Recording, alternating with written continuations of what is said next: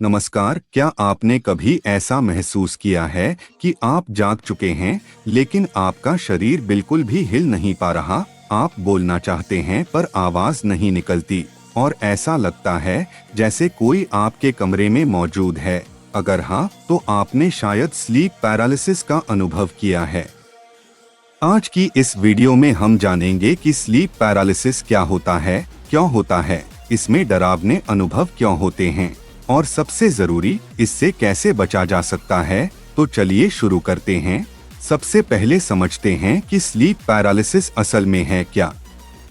Sleep paralysis एक ऐसी स्थिति है जिसमें इंसान सोते समय या जागते समय कुछ सेकंड या मिनट के लिए अपने शरीर को हिला नहीं पाता। दिमाग जाग जाता है लेकिन शरीर अभी भी नींद की अवस्था में होता है। यही वजह है कि आप सब कुछ महसूस करते हैं लेकिन कुछ कर नहीं पाते। अब सवाल आता है कि ऐसा होता क्यों है। जब हम सोते हैं तो हमारा शरीर रेम यानी रैपिड आई मूवमेंट नींद में चला जाता है। इस दौरान हम सपने देखते हैं और हमारा दिमाग शरीर को अस्थायी रूप से पैरालाइज कर देता है ताकि हम अपने सपनों को असल जिंदगी में एक्ट ना करें। लेकिन जब यह प्रक्रिया गड़बड़ा जाती है तब स्लीप पैरालिसिस होता है, यानी आपका दिमाग तो जाग जाता है लेकिन शरीर अभी भी उसी पैरालिसिस मोड में रहता है। अब बात करते हैं सबसे डरावने हिस्से की।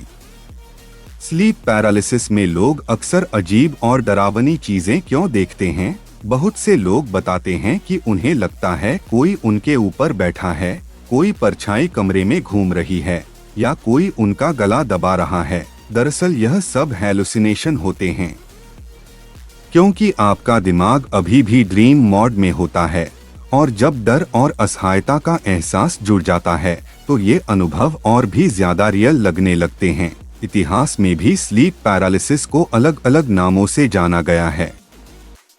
जैसे पुराने समय में लोग इसे भूत प्रेत या किसी बुरी आत्मा का असर मानते थे, लेकिन आज साइंस ने इसे पूरी तरह समझ लिया है।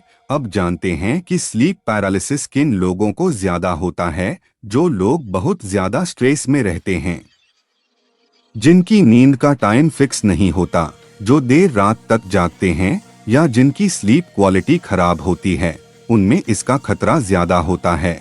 इसके अलावा पीठ के बल सोना भी एक कारण हो सकता है। अब सबसे जरूरी बात, अगर आपको स्लीप पैरालिसिस हो जाए तो क्या करें। सबसे पहले घबराएं नहीं। याद रखें कि यह कुछ सेकंड या मिनट में अपने आप ठीक हो जाएगा। अपनी सांस पर ध्यान दें और धीरे धीरे सांस लेने की कोशिश करें। अगर हो सके तो अपनी उंगलियों या पैर की उंगलियों को हिलाने की कोशिश करें, इससे शरीर जल्दी एक्टिव हो सकता है।